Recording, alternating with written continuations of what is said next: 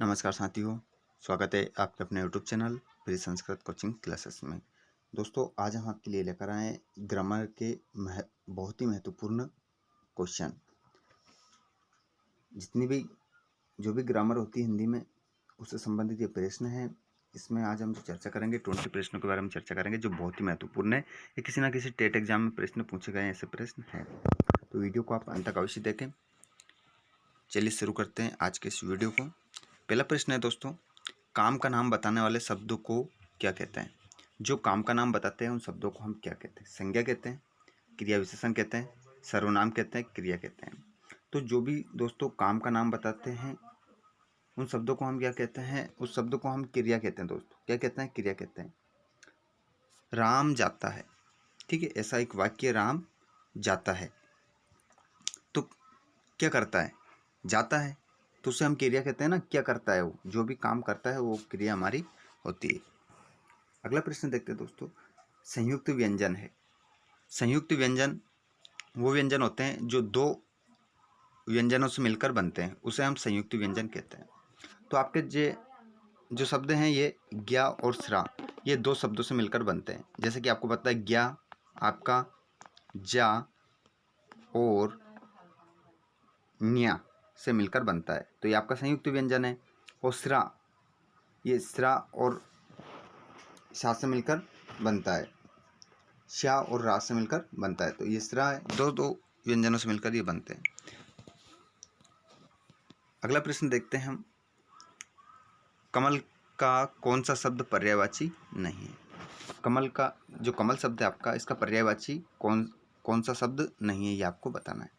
इसमें सभी कमल के पर्यायवाची हैं, लेकिन एक नहीं है, वो आपको बताना है। तो कौन सा नहीं है?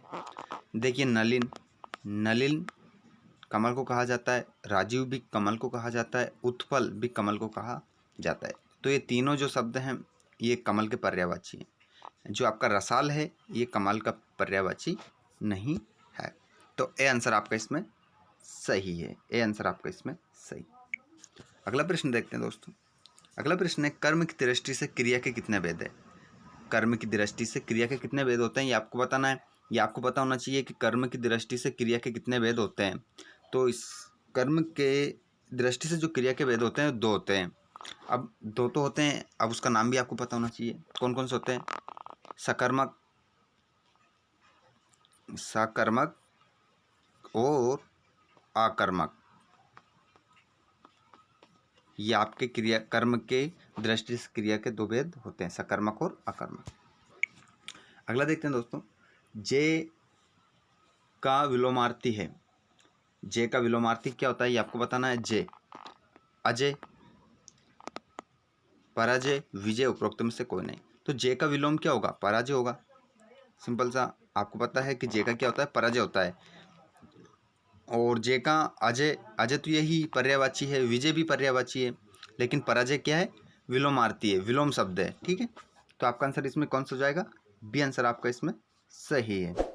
अगला प्रश्न देखते हैं दोस्तों, निर्वासित में प्रत्यय है।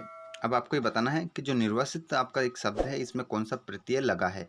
जैसे कि प्रत्यय कहाँ लगते हैं? पीछे लगते हैं। तो पीछे इसमें कौन सा प्रत्यय ये आपको बताना है। नी, सित, इत, तो इसमें आपका जो आंसर होगा कौन सा होगा? D answer. इत प्रत्यय इसमें कौन सा है? इत प्रत्यय है। अगला प्रश्न देखते हैं। अगला प्रश्न है, सूर्योदय में प्रयुक्त संधि का नाम है। सूर्योदय में कौन सी संधि है ये आपको बताना है। व्यंजन संधि, गुण संधि, विसर्ग संधि, दीर्घ संधि। तो सूर्योदय में प्रयुक्त संधि का नाम है गुण संधि। गुण संधि इसमें सूर्य धन उदय, सूर्य धन उदय, इसका संधि विच्छेद हो जाएगा। इसका संधि विच्छेद क्या हो जाएगा? सूर्य धन उदय, सूर्य धन उदय, संधि विच्छेद हो जाएगा, ठीक है। यहाँ से छोटा निकलेगा, यहाँ से ओ निकलेगा, दोनों मिलकर के बन जाएंगे ओ बन जाएंगे, ओ बन जाएंगे। तो यहाँ पर ये ओ, सूर्योदय, गुण संधि इसमें कौन सी है? बी आंसर आपका इसमें सही हो जाएगा।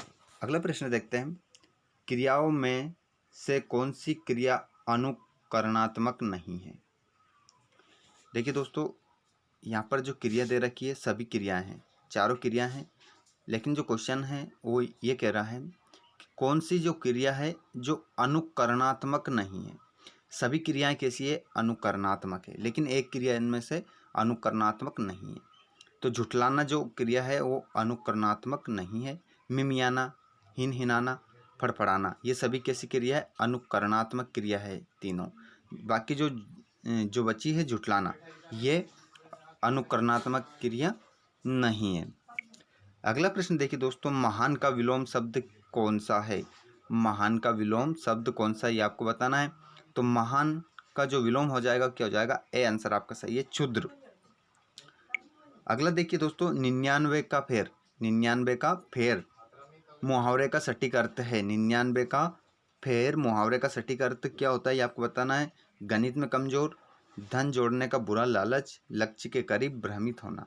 तो 99 का फेर मुहावरे का जो सटीक अर्थ होता है वो होता है धन जोड़ने का बुरा लालच। बी आंसर आपका इसमें सही है। ठीक है, अगला प्रश्न देखते हैं दोस्तों वीडियो आपको अच्छा लग रहा है तो वीडियो को लाइक करना ना भूलें, और हमारे चैनल पर आप पहली बार आए हैं तो चैनल को सब्सक्राइब कर लें, जिससे इसी प्रकार के वीडियोस आपको सबसे पहले मिल जाए। चलिए दोस्तों अगला प्रश्न देखते हैं। अगला प्रश्न है दोस्तों, तद्भव शब्द कौन सा है? आपको बताना है जो तद्भव शब्द है वो कौन सा है, ये आपको बताना है। अग्नि, वश, पिया, मयूर। तो आपका जो तद्भव शब्द है इसमें वो है पिया। पिया जो शब्द है वो तद्भव शब्द है। अगला प्रश्न देखते हैं दोस्तों, कौन सा आर्य भाषा समूह में नहीं माना जाता है? इनमें से कौन सा समूह आर्य भाषा में नहीं माना जाता है ये आपको बताना है। चीनी, संस्कृत, लैटिन, फारसी। तो आर्य भाषा में क्या नहीं माना, कौन सा समूह नहीं माना जाता है? लैटिन। ये आर्य भाषा में नहीं माना जाता है, बल्कि चीनी, संस्कृत, फारसी सभी आर्य भाषा में माना जाता है। अगला देखिए दोस्तों, व्युत्पत्ति की दृष्टि से शब्दों के भेद होते हैं।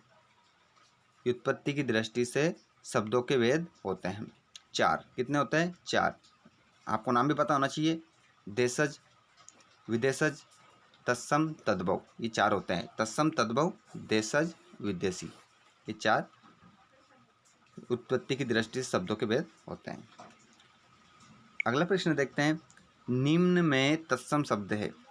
निम्न में से तत्सम शब्द आपको बताना है। सत्तू, हल्दी, उपटन, हरिद्रा। तो इसमें आपका आंसर है डी। डी आंसर आपका इसमें सही होगा, क्योंकि हरिद्रा तत्सम शब्द है और हल्दी तद्भव शब्द है। तो आंसर आपका डी इसमें सही हो जाएगा। अगला प्रश्न देखिए दोस्तों, किस नदी का नाम स्त्रीलिंग में प्रयुक्त नहीं होता है? किस नदी का नाम स्त्रीलिंग में प्रयुक्त नहीं होता है? जैसे कि नदियां हैं सभी का नाम जो लिया जाता है स्त्रीलिंग में लिया जाता है, लेकिन एक नदी ऐसी है जिसका नाम स्त्रीलिंग में प्रयुक्त नहीं होता है। नर्मदा, ताप्ती, सिंधु, तंदुला। तो इसमें जो सिंधु नदी है ये स्त्रीलिंग में नहीं लिया जाता है। सी आंसर आपका इसमें सही होगा।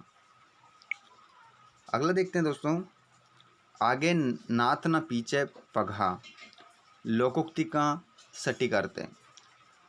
आगे नाथ न पीछे पगहा, लोकोक्ति का सटीक अर्थ है, ये आपको बताना है। स्वामी सर्वोपरि होता है, जानवर हो जाना, बंधन मुक्त रहना, किसी तरह की जिम्मेदारी ना होना। तो आगे नाथ ना पीछे पगा, लोकोक्ति का जो सटीक अर्थ है वो है किसी तरह की जिम्मेदारी ना होना। डी आंसर आपका इसमें सही है। अगला देखिए दोस्तों, गधा खेत खाए, जुलाहा पीटा जाए। देखिए दोस्तों, इस लोकोक्ति को आपको अच्छे से पढ़ना है और उसके अर्थ को समझना है। गधा खेत खाए, जुलाहा पीटा जाए, लोकोक्ति का सटीक अर्थ है क्रमबद्धता का अभाव, मूर्खतापूर्ण कार्य, अपराध करे कोई, सजा पाए कोई। ठीक है, इससे हमें समझ में आ रहा है कि गधा खेत खाए, जुलाहा पीटा जाए, कि गधा ने तो खेत खाया और पीटा कोई और जा रहा है, कि सजा किसी और को मिल रही है। तो इससे इसका अर्थ कौन सा आएगा? सी आंसर आपका इसमें सही होगा। अपराध करे कोई, सजा कोई और पाए, तो सी आंसर आपका इसमें सही हो जाएगा। चलिए दोस्तों अगला देखते हैं, देशज शब्द कौन सा है? आपको ये बताना है कि जो देशज शब्द कौन सा है, ये आपको बताना है। खुराक, अफसोस, मलाई, अल्लाह। तो जिसमें जो मलाई है ये देशज शब्द है। देशज हमारे क्षेत्रीय भाषा का जो शब्द होता है उसे हम देशज कहते हैं। अगला देखिए दोस्तों, विदेशी शब्द कौन सा है? विदेशी शब्द कौन सा है ये आपको बताना है। तो खीर, घोड़ा, गोबर। तो इसमें विदेशी शब्द कोई सा भी नहीं है दोस्तों, ये सभी हमारे देशी शब्द हैं। विदेशी इसमें नहीं है, वो छूट चुका है। ए आंसर इसमें सही था, लेकिन वो इसमें मिस हो गया इसमें से। ठीक है, तो इसको छोड़ देते हैं। अगला देखते हैं दोस्तों, योगीराज शब्द है।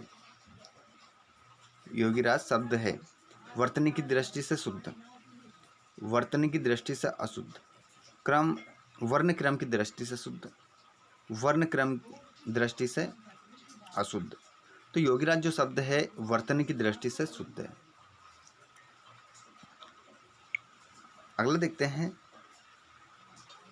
तो दोस्तों ये हमारे इस वीडियो में 20 प्रश्न हो चुके हैं, और हमने एक प्रश्न इसमें इससे पहले का जो छोड़ दिया था ना, ये वाला 19 वाला, तो इसके लिए हम एक प्रश्न और कर लेते हैं, 21वां। समास का शाब्दिक अर्थ होता है। समास का शाब्दिक अर्थ क्या होता है ये आपको बताना है। ये प्रश्न दोस्तों पूछा ही जाता है। समास का शाब्दिक अर्थ क्या होता है ये आपको पता होना चाहिए। विग्रह, संक्षेप, विच्छेद। तो समास का जो शाब्दिक अर्थ होता है वो होता है संक्षेप। संक्षेप का अर्थ क्या होता है? छोटा। संक्षेप का अर्थ क्या होता है? छोटा होता है। किसी भी वाक्य को क्या कर देता है? समास कर देते हैं हम, तो उसमें क्या हो जाता है? वो छोटा हो जाता है, संक्षेप हो जाता है। दोस्तों ये हमने 20 प्रश्न इसमें कर लिए हैं। एक प्रश्न हमारा छूट गया था, इस कारण से हमने 21 किए हैं, तो हमारे 20 प्रश्न यहाँ पर हो जाते हैं। दोस्तों ये वीडियो आपको कैसा लगा कमेंट करके अवश्य बताएं, और इसी प्रकार की लेटेस्ट अपडेट प्राप्त करने के लिए इसी चैनल के नीचे रेड कलर में सब्सक्राइब लिखा है, तो उसको दबाकर उस पर क्लिक कर ले और घंटी की बटन को दबा ले, जिससे आने वाला वीडियो आपको सबसे पहले मिल जाएगा। अगले वीडियो में हम आपके लिए ग्रामर के 20 प्रश्न फिर लेकर आएंगे, जो बहुत ही महत्वपूर्ण है। किसी न किसी टेट एग्जाम में प्रश्न आए हुए हैं, सभी के लिए बहुत ही महत्वपूर्ण प्रश्न है ये। सभी एग्जाम्स में प्रश्न आते हैं, 10th हो, 12th हो, अन्य एग्जाम कोई भी परीक्षा हो, सभी परीक्षाओं में ये प्रश्न आते हैं। और यदि आपको ग्रामर का ज्ञान नहीं होता है तो ये प्रश्न गलत ही जाते हैं। तो ये आज का वीडियो था हमारा, जिसमें हमने 20 प्रश्नों को देखा है जो बहुत ही महत्वपूर्ण थे। अब आप बताएंगे हमें कमेंट करके कि वीडियो आपको कैसा लगा। यदि आपको वीडियो अच्छा लगा है तो वीडियो को लाइक करना ना भूलें, और हमारे चैनल पर आप पहली बार आए हैं तो चैनल को सब्सक्राइब करके घंटी के बटन को दबा लें। मिलते हैं अगले वीडियो में। जय हिंद, जय भारत।